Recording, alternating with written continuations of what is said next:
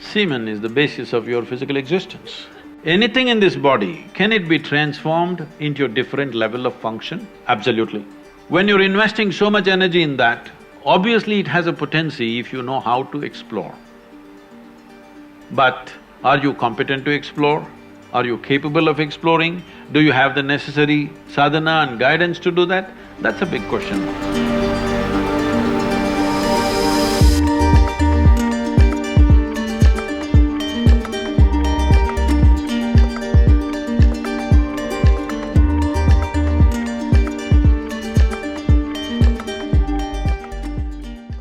How important is a man's semen for physical, mental, and spiritual well-being?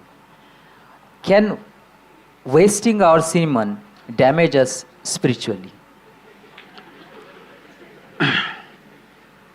Well, you know, semen is the basis of your physical existence, whether you're a man or a woman. You have come into existence because that is 50% of the ingredient. Yes? Well, we have skin, we have epithelial cells, we have hair, we have many other aspects of body, heart, liver, kidney, so many things. All these cells are of a certain potency in their own way, but semen is of an extraordinary level of potency, it can create a whole new life. Well, today you can take an epithelial cell and do lot of things in a laboratory and maybe we can clone you, all right? So the potential is here also, but it is not in the same dynamics as it is in a cell, which you're referring to as semen. So in the yogic culture, this is called as virya.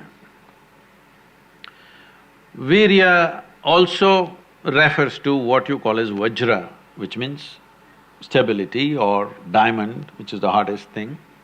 So in the human body, virya is considered to be like vajra.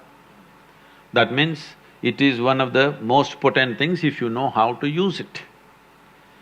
Well, how to use it means you can use it to produce a child, that's one thing. Well, if this question is coming because you are using it to spill it on the JNU bed sheets, okay? If that's how you're using it, well, that's your compulsion, you're doing whatever you're doing. This is not something to be judged morally. That's not the point, it's a question of what is the level of compulsion that one has. But anything in this body, can it be transformed into a different level of function? Absolutely. Not just semen, just everything in this body can be transformed. See, suppose I gave you all soup-making ingredients, same soup-making ingredients to every one of you. Do you believe all of you will produce the same soup? No. You will produce 500 varieties of soups, those same ingredients. That's all that's happened with us right now. All of us are fundamentally same ingredients, but see how different each one of us are. Different soups. Well, if I give you soup-making ingredients, either you can make a great soup or a lousy soup. Depends what kind of skills you have, isn't it? So this goes for everything, not just for semen. Every dimension of your body and your mind, you can transform into something tremendous, or you can make it mediocre, or you can make it a serious problem. Every aspect of your life. That goes for this aspect of life also.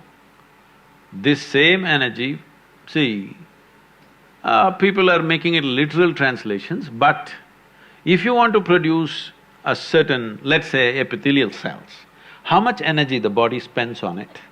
And if you want to produce a cell which you call a semen, how much energy body spends is very different. This can be scientifically established. So, when you're investing so much energy in that, obviously it has a potency if you know how to explore. But are you competent to explore? Are you capable of exploring?